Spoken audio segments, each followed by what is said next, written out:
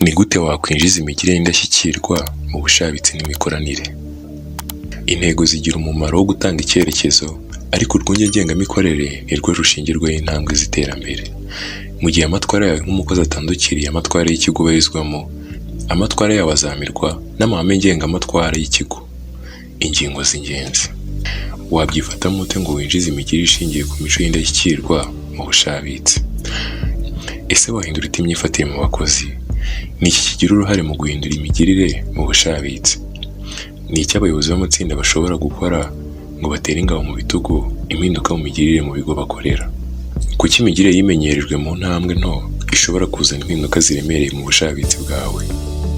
Biroroshye kwibeshya ukaba waha agaciro kenshi gahunda runaka mu mikorere yawe, maze ukarenza ingo ahubwo za ntambwe nto zigomba gushyirwa mu bikorwa umunsi ku wundi.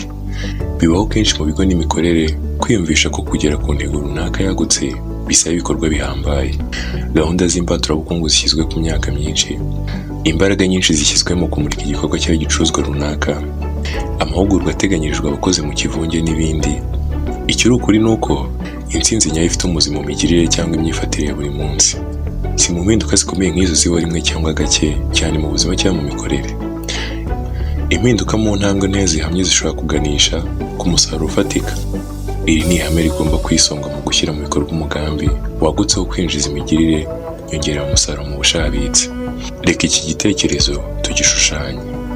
Ingaruka zizanwa n'impinduka uko yaba nto kose mu migirire n'imyifatire mu kazi zagereranywa mu buremere n'ingaruka zakomoka ku guhindura icyerekezo cy'indege ku ntera nto cyane ishoboka. Ibaze ko indege yagurutse mu gihugu runaka wenda nka A igana mu gihugu runaka B.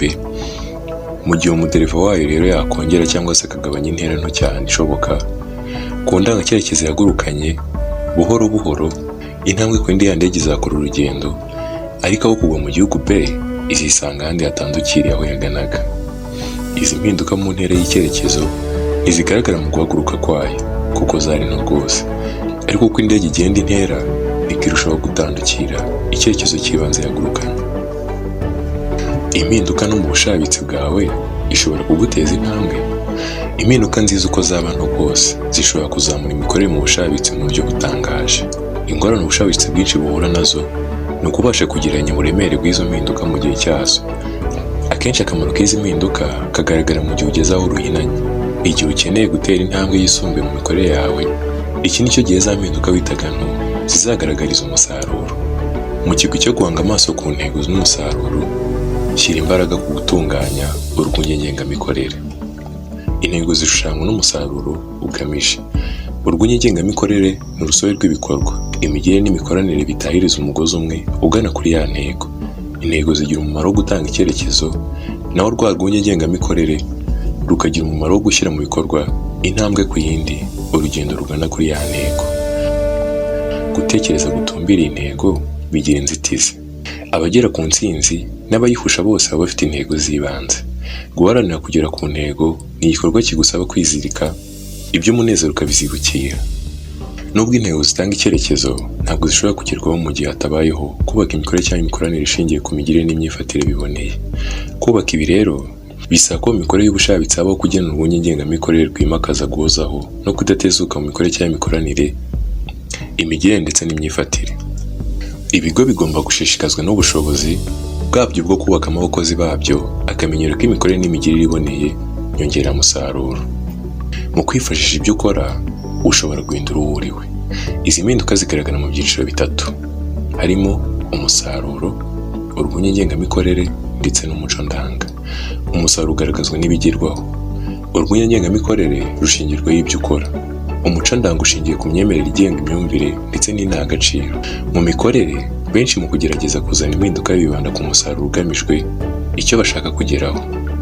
Ibi rero mu buryo bwiza byagakozwe, ahubwo yanga gusubiza ikibazo wenda ngo ninde dushaka kuba we mu kigwi cya ni iki dushaka kugeraho. Impinduka z'imyifatire nyazo ni impinduka zigirwamo uruhare n'umuco ndanga. Amagambo ya James Clear. Umuco ndanga wubakiye ku myemerere ndetse n'indangagaciro. Ibi rero nibyo bigena imyitwarire y'abantu.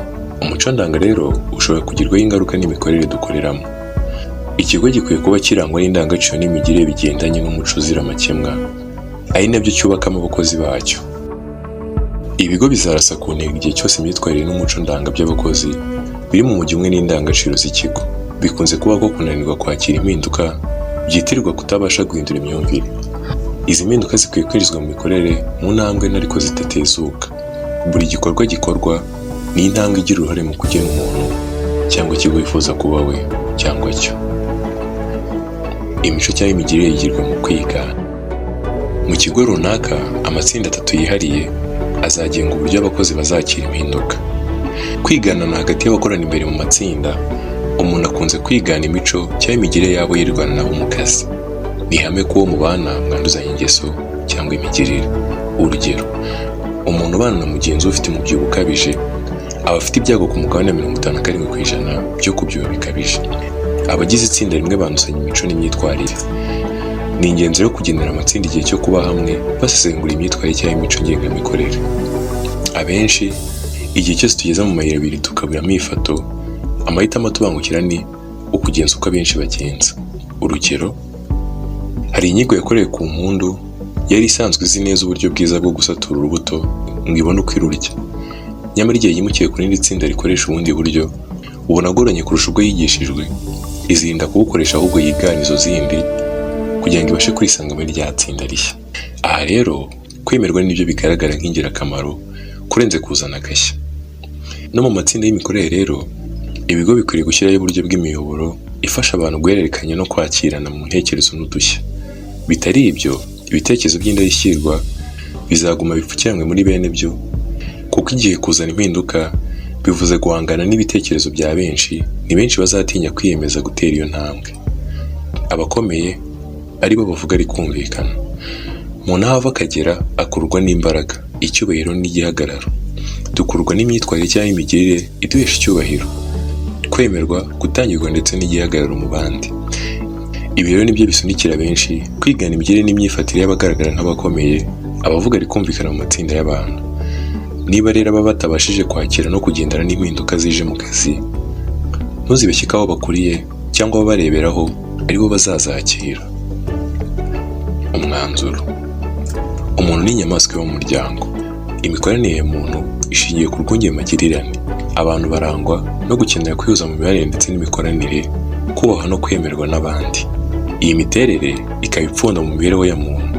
Aha rero niho hashingirwa igitekerezo cy'uko umuco wose waba ubarizwamo, igihe ubashije kwiyubakamo imigirire n'indangagaciro nyongeramusaruro, hari uburyo bushobora bwo kuyanduza cyangwa kwisiga abandi muri kumwe, harimo abo mukorana, abagukorera, abo uyobora n'abandi.